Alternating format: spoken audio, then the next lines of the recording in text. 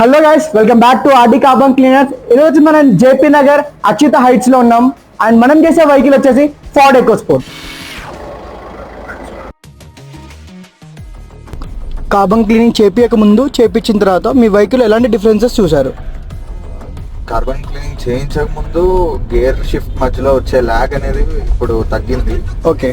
Engine noise అనేది half clutch ఉన్నప్పుడు engine noise అనేది రెడ్యూస్ అయింది. ఓకే. ఫోర్త్ గేర్ లో లైక్ పికప్ ఉండేది కదా, 30-35 స్పీడ్ లో ఉన్నప్పుడు ఇంత ముందు పికప్ లేదు, ఇప్పుడు కొంచెం ఇంక్రీజ్ అయింది. పికప్ అయితే ఇంక్రీజ్ అయింది. క్లచ్ వదలంగానే లైక్ ఆ స్పీడ్ అనేది అందుకుంటుంది. సో కార్బన్ క్లీనింగ్ చేయించుకోవడం అనేది యాజ్ మీరు ఎడ్యుకేటెడ్ గా మీకు తెలుసు కాబట్టి, సో చేయించుకుంటే దీనివల్ల అడ్వాంటేజ్ ఏముంది అంటారు? కార్బన్ క్లీనింగ్ అనేది ఆబ్వియస్ గా చేసుకోవడం అనేది బెటర్, ఎందుకంటే లైక్ పొల్యూషన్ అనేది రెడ్యూస్ అయిపోద్ది, లైక్ ఇంజన్ అనేది ఇంకా కంప్లీట్ గా క్లీన్ ఉంటుంది. Okay. So thank you brother, thank you for approaching RD carbon cleaners.